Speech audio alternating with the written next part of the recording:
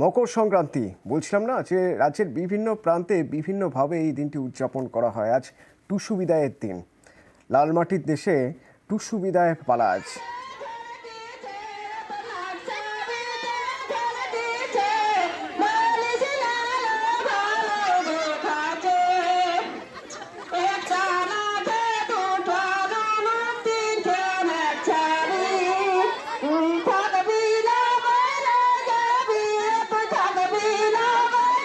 ঠিক এভাবেই গান গাইতে গাইতে ভোর থেকে গান গাইতে গাইতে টুসু দেবীকে জলে ভাসিয়ে বিদায় জানানো হয়।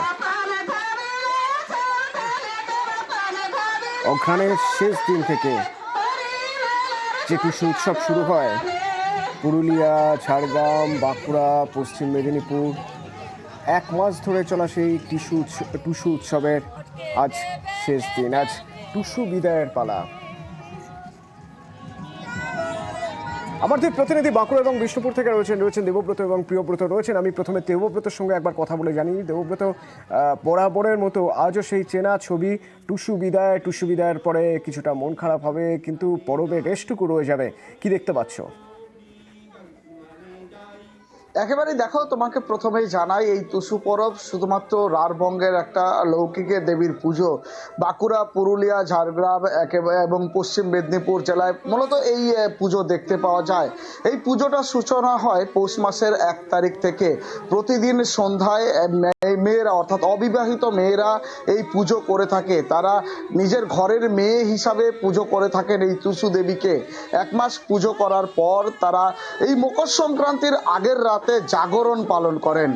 সারা রাত ধরে চলে টুসু গান। তারপর সকাল থেকেই বাদ্যযন্ত্রের মধ্যে নাচ গান করে মনের কোণে কষ্ট নিয়ে কিন্তু টুসু মাকে বিদায় জানানোর পর্ব শুরু হয়।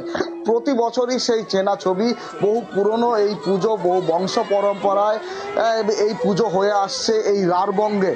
আজও কিন্তু সেই একই ছবি। সকালবেলায় কিন্তু বিষ্ণুপুরে এই উৎসব শুরু হয়েছে এবং বাদ্যযন্ত্রের মধ্য দিয়ে, নাচ গানের মধ্য দিয়ে মনের কোণে কষ্ট নিয়ে বিষ্ণুপুরের মল্লরাজাদের ঐতিহ্যবাহী যে লালবাঁধ, যমুনা বাঁধ রয়েছে, সেই যমুনা বাঁধের জলে টুসু পরবের যে চৌদাল রয়েছে তা বিসর্জন করা হলো। আরও একটা বছর অপেক্ষা, আবার কখন আসবে সেই পৌষ মাস, তারপর আবার টুসু মাকে বরণ করে নেবেন, পুজোয় মেতে উঠবেন এলাকার মানুষজন। আমার সঙ্গে বাঁকুড়া থেকে একই রকম ছবি দেখাতে পারবেন প্রিয়ব্রত রয়েছেন। প্রিয়ব্রত, বাঁকুড়ার ছবিটা একটু দেখি। দেখো, বাঁকুড়ায় কিন্তু একইভাবে টুসু যে উদযাপন 1 মাস ধরে হয়ে আসছিল, তারপরই কিন্তু বিসর্জনের পালা। বিষাদের সুর রয়েছে, কিন্তু তার মধ্যেই রয়েছে যে আগামী বছর আবার টুসু মা তাদের বাড়িতে আসবেন এবং 1 মাস ধরে যেভাবে পৌষ মাসের 1 থেকে এই সংক্রান্তি পর্যন্ত টুসু মাকে তারা ঘরের দেবী, ঘরের মেয়ের হিসাবে পুজো করে আসছেন এবং সেভাবেই কিন্তু গতকাল থেকে যেভাবে সংক্রান্তি পুজোর এবং মকর সংক্রান্তির পাশাপাশি যেভাবে এই গ্রাম বাংলার মানুষজন তাদের পিঠাপুলি উৎসবে মেতে ওঠেন। বিভিন্ন ধরনের পুর তৈরি করা হয়, নারকেল, তিল, চাষি দিয়ে সেই পুর দিয়ে তৈরি করা পিঠে পুলি দিয়ে সারা রাত ধরে জাগান করা হয় টুসুকে। এবং আজ সকালে শীতের সেই কুয়াশা ঘন সকালের পর কিন্তু টুসুকে বিদায় জানানো হচ্ছে।